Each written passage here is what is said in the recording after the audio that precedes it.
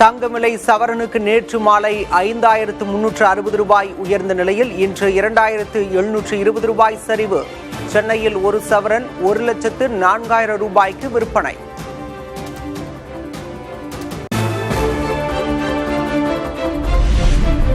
வெள்ளி விலை நேற்று மாலை கிலோவுக்கு 15,000 ரூபாய் அதிகரித்த நிலையில் இன்று 10,000 ரூபாய் குறைந்தது. சென்னையில் 1 கிராம் வெள்ளி 240 ரூபாய்க்கு விற்பனை.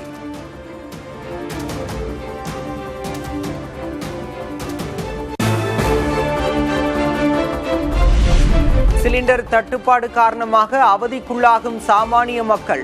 காஞ்சிபுரத்தில் கேஸ் ஏஜென்சி முன்பு அதிகாலை முதல் நீண்ட வரிசையில் காத்திருக்கும் அவலம்.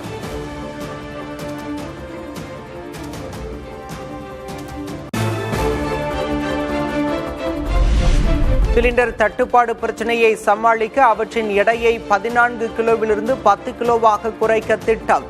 மத்திய அரசிடம் எண்ணெய் நிறுவனங்கள் யோசனை கூறியிருப்பதாக தகவல்.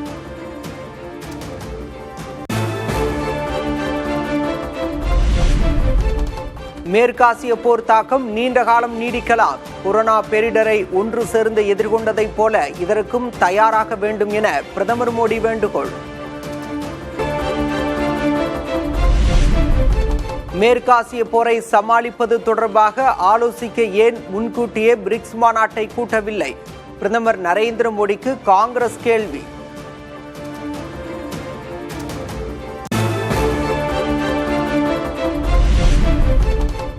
மக்களை தயாராக இருக்க சொல்லும் முன்பு அவர்களை காக்க மத்திய அரசு தயாரா? பிரதமர் நரேந்திர மோடிக்கு தமிழக முதல்வரும் திமுக தலைவருமான மு.க. ஸ்டாலின் கேள்வி.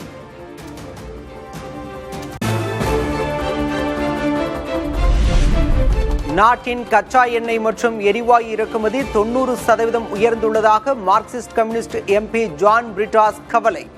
எரிசக்தி துறையில் சுயசார்பு அடைந்து வருவதாக மத்திய அரசு கூறி வரும் நிலையில் விமர்சனம்.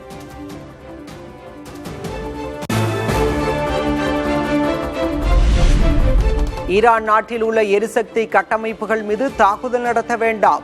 5 நாட்களுக்கு தாக்குதல் நிறுத்தி வைக்கப்படுவதாக அமெரிக்க அதிபர் ட்ரம்ப் அறிவிப்பு.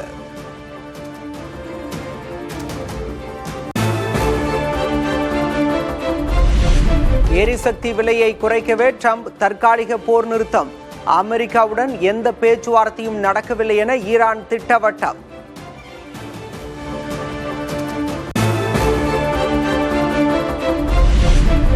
ஈரான் மீது ஏவுகணைகளை வீசி தாக்குதலை தொடரும் இஸ்ரேல்.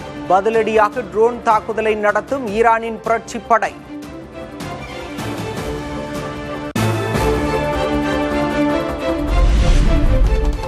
மேற்காசிய போர் நீண்ட காலம் தொடர்ந்தால் இந்தியாவின் மொத்த உள்நாட்டு உற்பத்தி 4% வரை குறையும் என எச்சரிக்கை. தொடர்ச்சியான எரிசக்தி செலவு பொருளாதார நடவடிக்கைகளை பாதிக்கும் அபாயம்.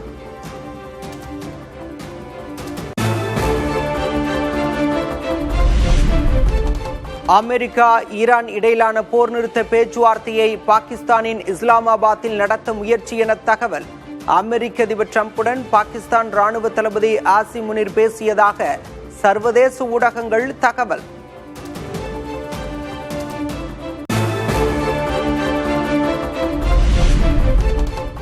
அமெரிக்கா ஈரான் போர் நிறுத்தத்திற்கு பாகிஸ்தான் உதவுவதாக வெளியான செய்தி உண்மையாக இருந்தால் அது இந்திய வெளியுறவு கொள்கைக்கு கடும் பின்னடைவு.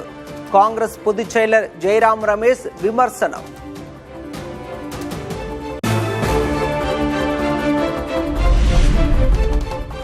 மக்களவை தொகுதிகளை 50 விழுக்காடு அதிகரிப்பதுடன் மகளிர் இடஒதுக்கீட்டை அமல்படுத்த முடிவு. எதிர்க்கட்சிகளுடன் ஆலோசிக்க மத்திய அரசு திட்டம் என தகவல்.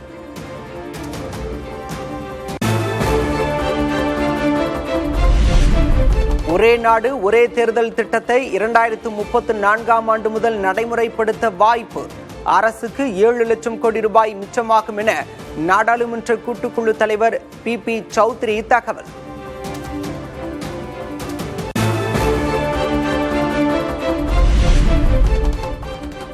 திமுக கூட்டணியில் மார்க்சிஸ்ட் கம்யூனிஸ்ட் கட்சிக்கு 5 தொகுதிகள் ஒதுக்கீடு. பெரும் இழுபறிக்கு பிறகு கையெழுத்தானது ஒப்பந்தம்.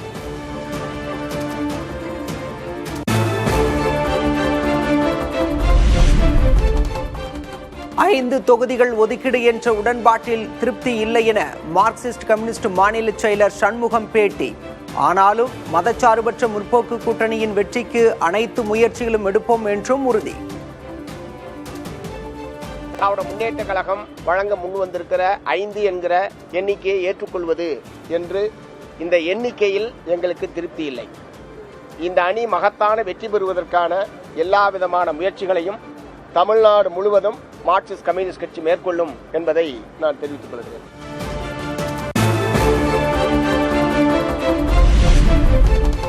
திமுக கூட்டணியில் காங்கிரஸ், மதிமுக, கம்யூனிஸ்டுகள், கொங்குநாடு மக்கள் தேசிய கட்சி என இதுவரை 7 கட்சிகளுடன் தொகுதி உடன்பாடு. இதுவரை ஒதுக்கப்பட்ட 48 தொகுதிகளில் 7 இடங்களில் உதயசூரியன் சின்னத்தில் போட்டியிட கூட்டணி கட்சிகள் முடிவு.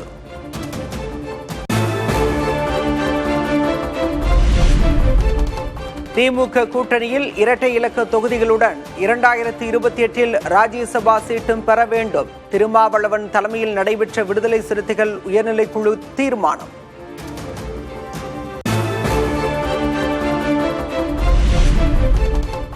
திமுக விசிக இடையே இன்று அடுத்த கட்ட பேச்சுவார்த்தை. தொகுதி பங்கீடு கையெழுத்தாக வாய்ப்பு உள்ளதாக தகவல்.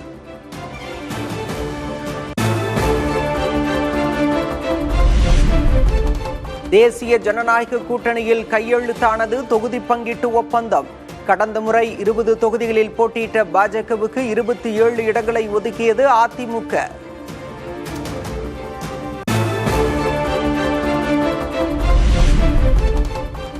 தேசிய ஜனநாயக கூட்டணியில் பாமகவுக்கு 18 இடங்கள், அமமுகவுக்கு 11 தொகுதிகள் ஒதுக்கீடு.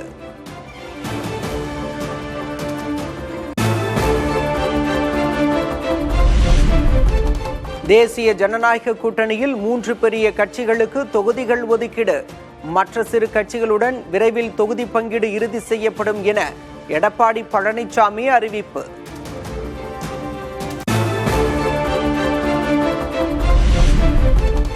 தேசிய ஜனநாயக கூட்டணி தொகுதி பங்கீட்டுக்கு வராத தமிழ் மாநில காங்கிரஸ் தலைவர் ஜி.கே. வாசன் கேட்ட தொகுதிகள் ஒதுக்கப்படாததால் அதிருப்தியில் உள்ளதாக தகவல்.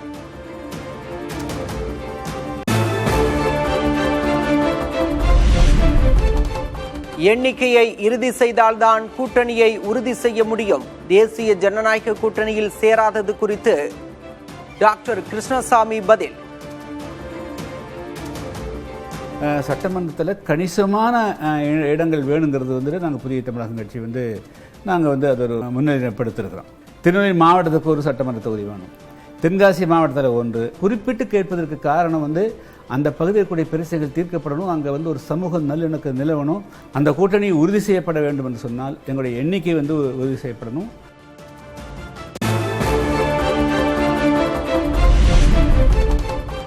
சட்டமன்ற தேர்தல் பரப்புரையை திருத்தணியில் முருகன் பாடலை பாடி தொடங்கினார் நாம் தமிழர் கட்சி ஒருங்கிணைப்பாளர் சீமான். திமுகவின் ஆட்சியில் 3 முறை மின்கட்டணம் உயர்வு, சொத்து வரியும் அதிகரிக்கப்பட்டுள்ளதாக குற்றச்சாட்டு. அறம் கொண்டு இனமாண்ட மரவனே முருகா, உன் திறம் கொண்டு இடர் வெல்ல அருள்வாயே முருகா. திருத்தணி திருத்தணி முருகா, எல்லாம் திருத்தணி திருத்தணி அருள்வாயே முருகா.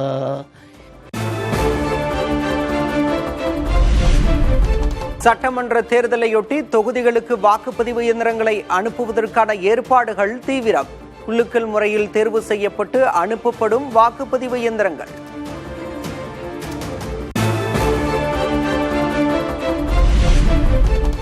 புதுச்சேரி, கேரளம், அசாம் மாநிலங்களில் சட்டமன்ற தேர்தலுக்கான வேட்புமனு தாக்கல் நிறைவு. இன்று வேட்புமனுக்கள் பரிசீலனை நடைபெறும் நிலையில் மனுக்களை திரும்பப் பெற வரும் 26ஆம் தேதி கடைசி நாள்.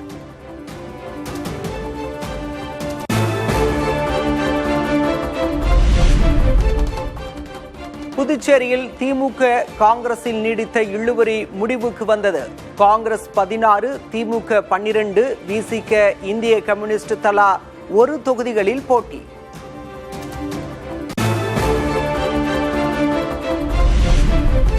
தேர்தலில் போட்டியிட முன்னாள் முதல்வர் நாராயணசாமிக்கு வாய்ப்பு மறுப்பு. புதுச்சேரி காங்கிரஸ் தலைவர் வைத்திலிங்கம் வீட்டை முற்றுகையிட்ட நாராயணசாமி ஆதரவாளர்கள்.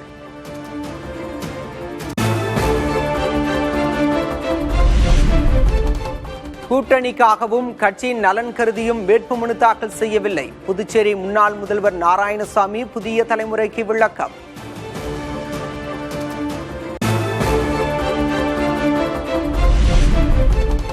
தாவேக தலைவர் விஜயின் வாகனத்தை பின்தொடர்ந்து சென்று விபத்தில் சிக்கிய கல்லூரி மாணவர் உயிரிழப்பு. 19 நாட்கள் சிகிச்சை பெற்று வந்த நிலையில் மரணம்.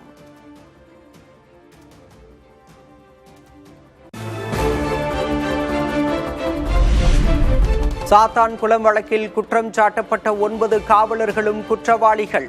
30ஆம் தேதி தண்டனை விவரம் வெளியாகும் என மதுரை நீதிமன்றம் தீர்ப்பு.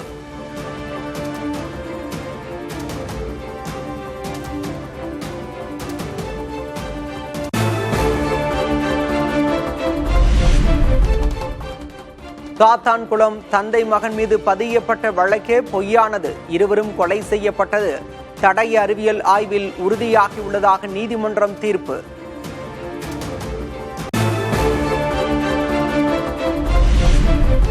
கோவை, நீலகிரி மாவட்டங்களில் 2 நாட்கள் மழை பெய்யும். சென்னை வானிலை ஆய்வு மையம் கணிப்பு.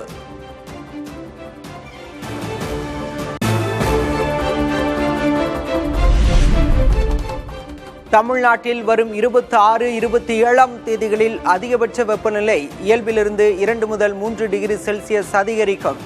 சென்னையில் வானம் ஓரளவு மேகமூட்டத்துடன் காணப்படும் என வானிலை ஆய்வு மையம் அறிவிப்பு.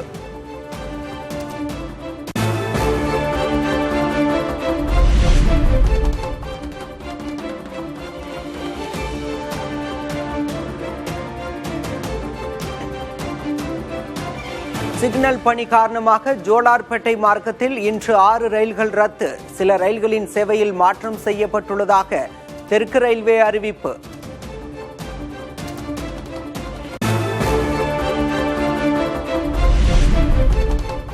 திருவாரூரில் 5000த்திற்கும் மேற்பட்ட கடைகள் அடைக்கப்பட்டு போராட்டம். திருவாரூர் வழியாக இயக்கப்படும் காரைக்கால் சென்னை விரைவு ரயிலை தடமாற்றம் செய்ய எதிர்ப்பு.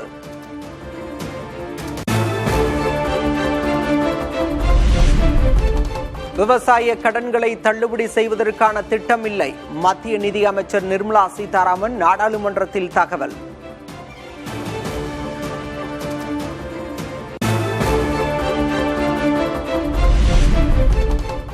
பழங்குடியினரை வனவாசி என அழைத்து அவர்களது உரிமைகளை பறிக்க முயற்சி. பாஜக மற்றும் RSS மீது காங்கிரஸ் தலைவர் ராகுல் காந்தி குற்றச்சாட்டு.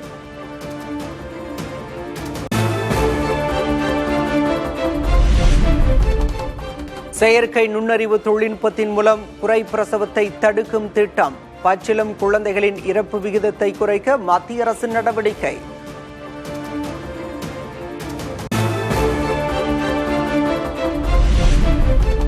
கொலம்பியாவில் 125 பேருடன் புறப்பட்ட ராணுவ விமானம் கீழே விழுந்து தீப்பிடித்து விபத்து. 66 வீரர்கள் உயிரிழந்த நிலையில் படுகாயமடைந்த பலரது நிலை கவலைக்கிடம்.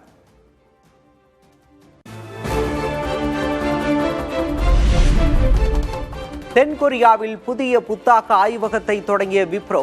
வாகன தொழில்நுட்பங்களை மேம்படுத்துவதில் கவனம் செலுத்த திட்டம்.